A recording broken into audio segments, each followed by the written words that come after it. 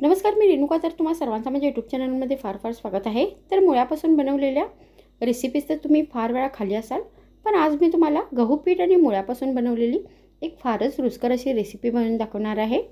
मग उशीर कशाचा, चला सुरू करूया आजचा व्हिडिओ.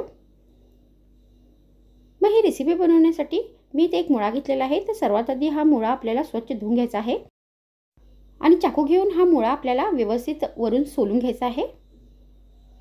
तर मी इथे मुळा व्यवस्थित सोलून घेतलेला आहे. त्यानंतर आपल्याला हा मुळा आता कट करायचा आहे. तर या मुळ्याचे आपल्याला छोटे छोटे पीसेस कट करायचे आहेत.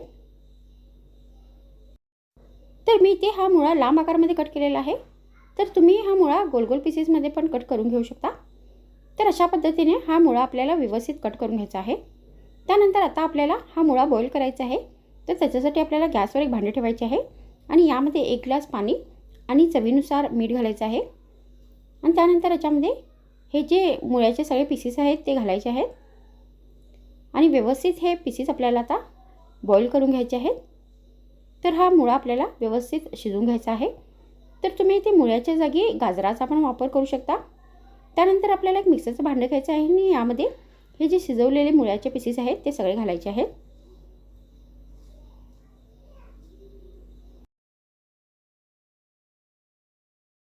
मग आपल्याला याच्यामध्ये अर्धा कप बारीक चिरलेली कोथिंबीर घालायची आहे. त्यानंतर याच्यामध्ये चवीनुसार बारीक चिरलेली हिरवी मिरची घालायची आहे. मग आपल्याला याच्यामध्ये 7 ते 8 लसूणच्या पाकळ्या घालायच्या आहेत.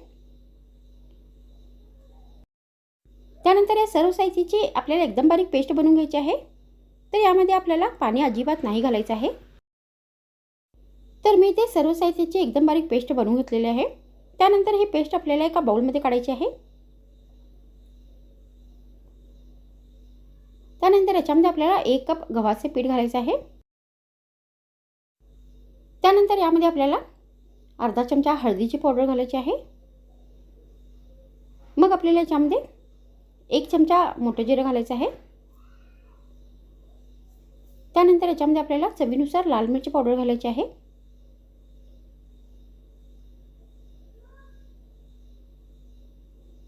त्यानंतर याच्यामध्ये चवीनुसार मीठ घालायचं आहे.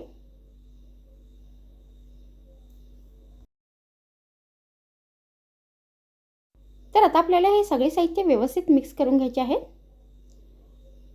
आणि यामध्ये आता थंड पाणी घालून हे पीठ आपल्याला मळून घ्यायचं आहे.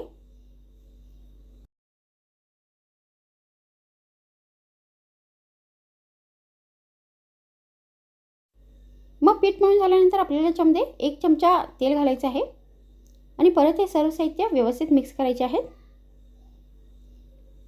आणि हे पीठ आता आपल्याला 10 मिनिटांपर्यंत असेच भिजण्यासाठी ठेवून द्यायचं आहे.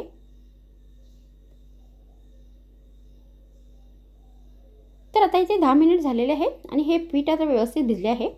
त्यानंतर आता आपल्याला या पिठाचे गोळे बनवायचे आहेत. तर मी इथे पिठाचे सगळे गोळे बनवून घेतलेले आहेत. त्यानंतर आता या गोळ्यांना आपल्याला पीठ लावायचं आहे आणि यांना लाटायचं आहे. तर तुम्ही या रेसिपीला मुळ्याचा पराठा पण म्हणू शकता. तर मी हा पराठा आता चौकोनी आकारामध्ये बनवणार आहे. तर तुम्ही हा गोल नाही तर त्रिकोणी आकारामध्ये पण बनवू शकता. तर आता मी हा पराठा चौकोनी आकारामध्ये लाटून घेणार आहे. मग हा पराठा लाटून झाल्यानंतर आता हा भाजायचा आहे. तर त्याच्यासाठी मी गॅसवर एक तवा ठेवला आहे. तर आता हा पराठा आपल्याला दोन्ही बाजूनी व्यवस्थित भाजून घ्यायचा आहे. तर आपल्याला याच्यावरती चमच्याने तेल नाही तर तूप लावायचं आहे आणि एका बाजून भाजल्यानंतर हा पराठा आपल्याला परतून घ्यायचा आहे आणि अशाच पद्धतीने दुसऱ्या बाजूनी पण तेल नाही तर तूप लावायचं आहे आणि परत हा पलटवायचा आहे. तर तुम्ही अशा पद्धतीने हा मुळ्याचा पराठा बनवून गरमागरम लोणच्याबरोबर, दह्याबरोबर नाही तर हिरव्या चटणीबरोबर सर्व करू शकता. तर मग आजच्या व्हिडिओमध्ये इतकेच. पुन्हा भेटूया आणखीन एक नवीन व्हिडिओमध्ये. तर मग थँक्स फ्रेंड्स वॉचिंग माय व्हिडिओ.